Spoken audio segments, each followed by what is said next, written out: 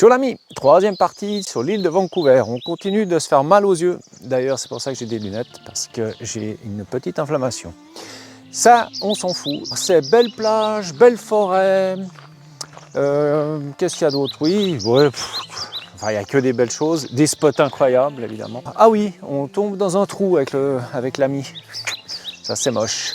Enfin, il ne tombe pas tout seul. Hein, c'est un peu ma faute. Enfin, même totalement. Et puis sinon, pour quitter l'île, on a beaucoup de peine à prendre un bateau. Donc tu vas savoir si finalement on a pu prendre ce bateau ou si on a dû faire un détour. Installe-toi confortablement. Cahuètes et petites boissons sont recommandées pour la durée de la vidéo. Allez, en piste l'ami.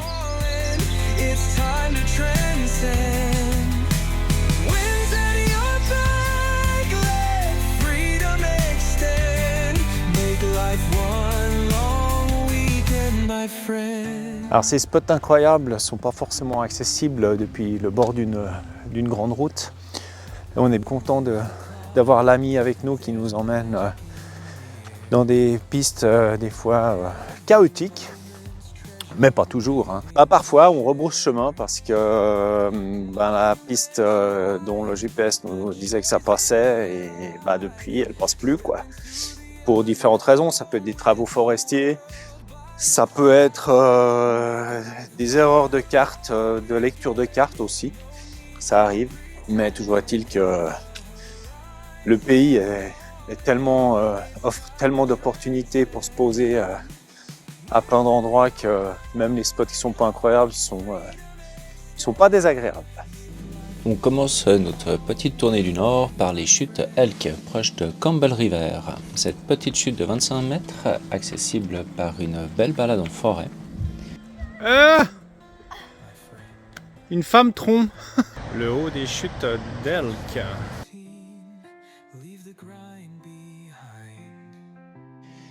Son pont suspendu fait 60 mètres de long et 64 mètres de haut. Son intérêt est surtout le fait qu'elle soit sur le chemin pour notre prochain spot. Voilà le spot de rêve. L'ami va adorer.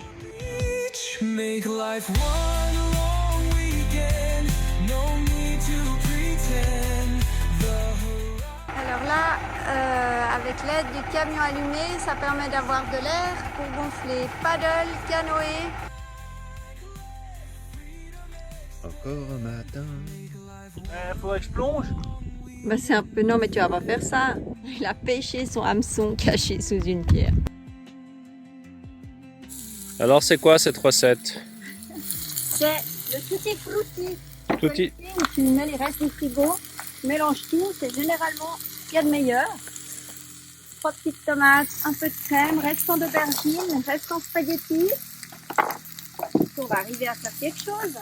Voilà, il faut dire qu'on n'a plus grand chose à faire griller, du coup on mange les restes.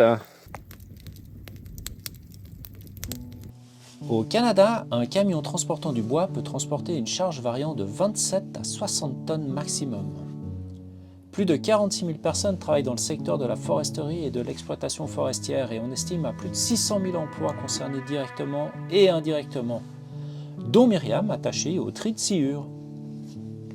En 2022, ce secteur a apporté plus de 33 milliards de dollars, soit 1,2% du PIB réel au Canada. Voilà, celle-là, elle vient cercler le tas de bois. Là, vous voyez les câbles.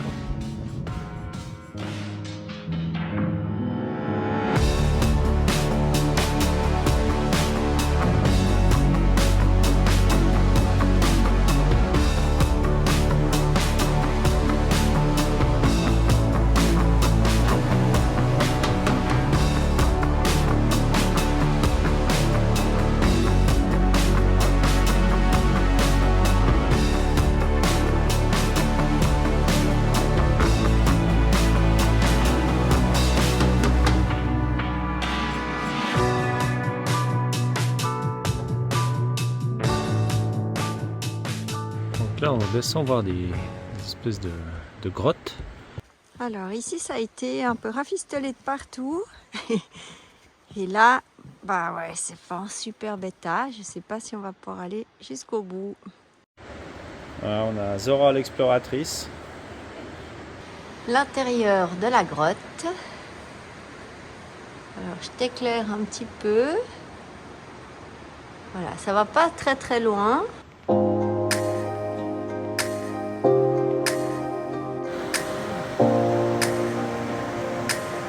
Là, ça va être compliqué de passer. Et c'est bien dommage parce que là en dessous, ça va être pas mal.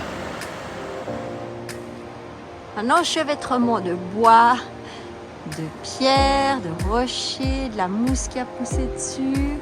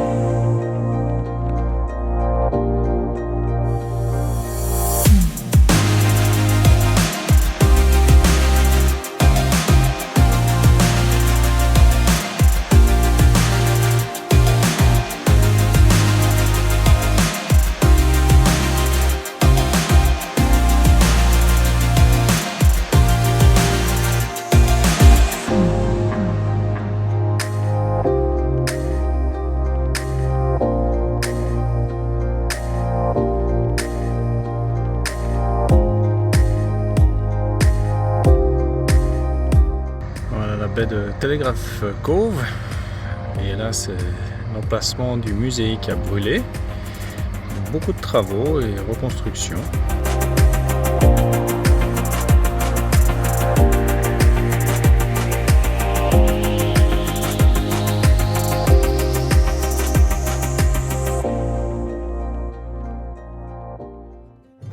La petite rivière, et voilà, on arrive dans un nouveau spot.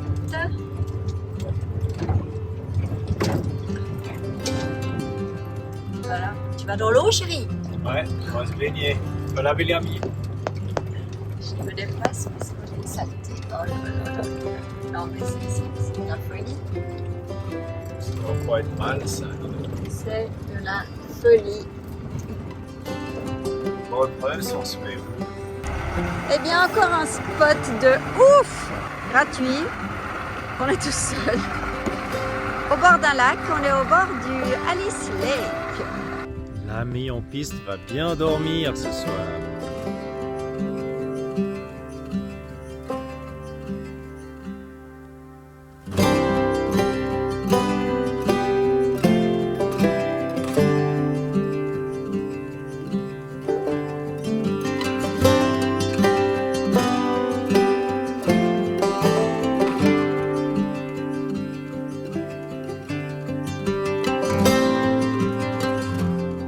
On a sorti les vélos pour aller voir la fontaine éternelle. Nous sommes au pays de l'ours. On a pris la bombe avec nous. Je suis en dessus de la fontaine qu'on vient de voir. Et là, c'est la source qui l'alimente. Bien protégée.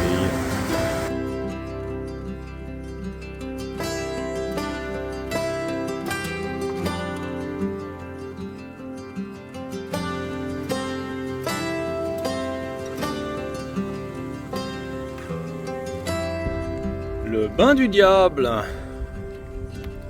La végétation pousse même sur les troncs dans l'eau.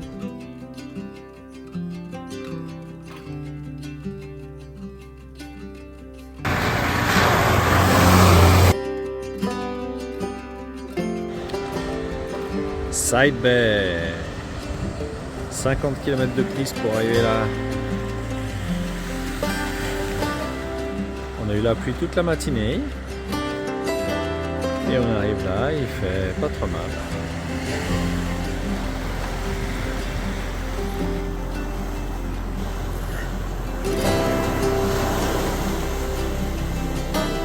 Un petit fuseau sur la plage.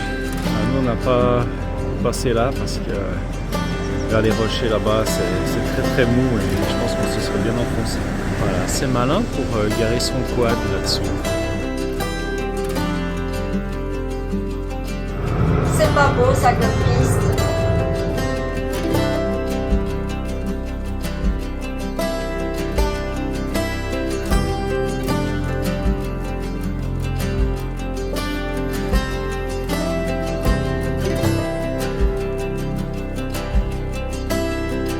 Bon, qui a dit que le bois flotté ne brûlerait pas? On avait trop de bananes, donc on a fait un banana bread. Dans le fournia. Là-bas au fond, là regarde, ils sont bien installés. Et puis au bout de la plage, là, ils viennent d'arriver juste un quart d'heure après. Ils ont déjà sorti la tronçonneuse.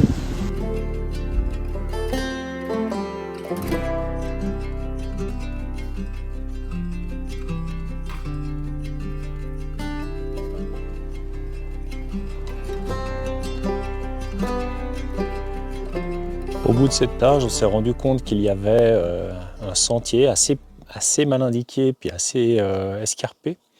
Mais on s'y est quand même aventuré parce qu'on avait l'impression sur le GPS qu'il y avait une autre petite plage qui était cachée. Ah, tu sais pas où tu vas en fait? Non, je sais pas où je vais. Bon. Je vais chercher l'ours. Tu vas chercher l'ours. Bien. Alors je t'accompagne, c'est moi qui ai la bombe. Il y a tellement de mousse par terre que quand on marche, tu sais jamais si c'est stable dessous. Visiblement, on est sur le bon chemin. Il y a quelques obstacles. Par là, par là. Allez. Ah ouais, ça te rappelle quelque chose? Ouais. C'est ressemblant à Terre-Neuve quand même, hein, cette histoire. Et on a bien fait parce que voilà ce que ça nous a apporté comme vision. Allez, on te laisse apprécier ça.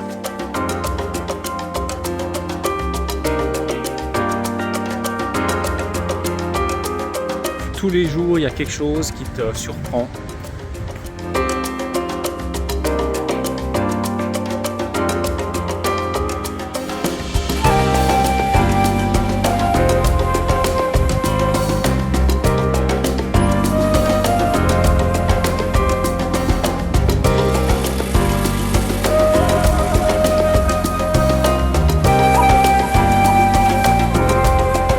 Regarde la richesse de cette forêt, quoi. C'est impressionnant comme c'est dense. Puis au milieu de tout ça, tu as des arbres gigantesques. Et là, même la plage.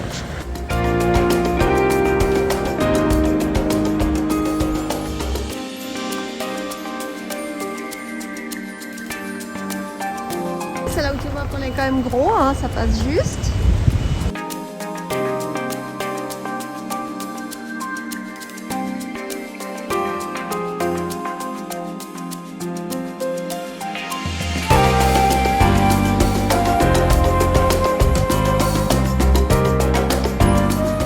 Il y a un éboulement. C'est joli en bas, mais ouais, il va falloir slalomer un petit peu là-dedans. Mais ça va passer. Ça va passer.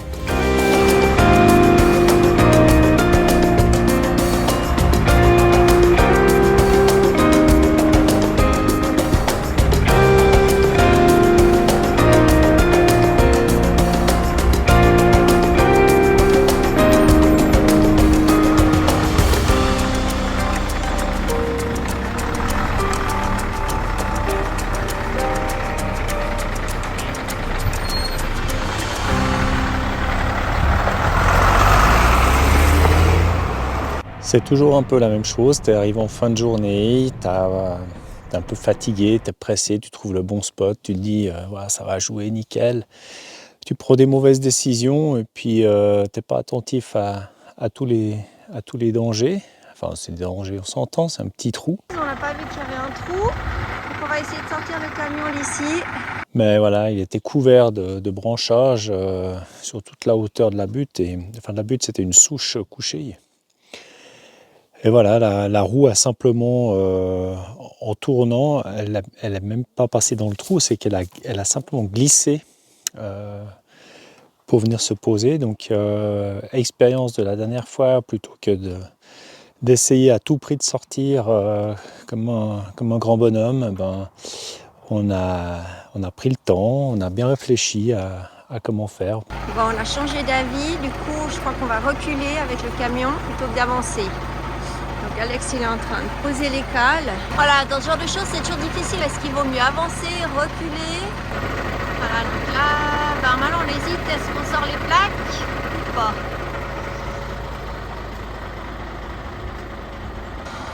Voilà, on voit bien la roue tordue.